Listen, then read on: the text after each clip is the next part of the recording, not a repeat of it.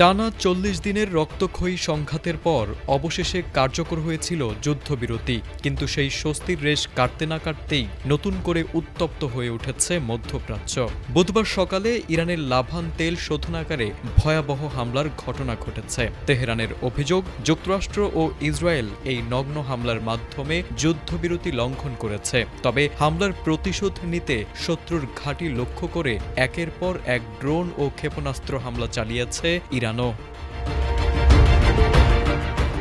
ইরানের সরকারি বিবৃতি অনুযায়ী স্থানীয় সময় বুধবার সকাল 10টা নাগাদ লাভান দ্বীপের শোধনাগার স্থাপনাগুলোতে একের পর এক বিস্ফোরণ ঘটে। হামলার পরপরই নিরাপত্তা এবং অগ্নি নির্বাপক দল দ্রুত ঘটনাস্থলে পৌঁছে আগুন নিয়ন্ত্রণে আনার কাজ শুরু করে। তবে সময়মতো কর্মীদের সরিয়ে নেওয়ার ফলে এখন পর্যন্ত কোনো প্রাণহানির খবর পাওয়া যায়নি।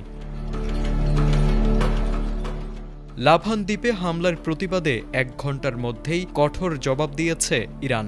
দেশটির রাষ্ট্রীয় সংবাদ মাধ্যম IRIBর খবর অনুযায়ী সংযুক্ত আরব আমিরাত ও কুয়েতের বিভিন্ন লক্ষ্যবস্তুতে একযোগে পাল্টা ক্ষেপণাস্ত্র ও ড্রোন হামলা চালিয়েছে তেহরান। যদিও এই পাল্টা হামলায় নির্দিষ্ট ক্ষয়ক্ষতি বা লক্ষ্যবস্তুর বিস্তারিত বিবরণ এখনও পাওয়া যায়নি। তবে এই পাল্টাপাল্টি আক্রমণ মধ্যপ্রাচ্যের আঞ্চলিক উত্তেজনাকে এক নতুন ও বিপজ্জনক মাত্রায় নিয়ে গেছে।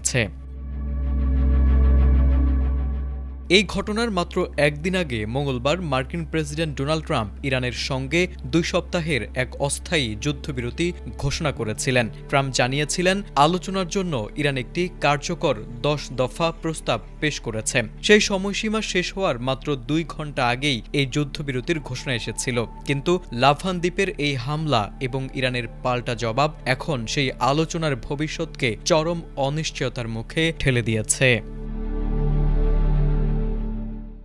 তারেক আজিজ, ATN বাংলা।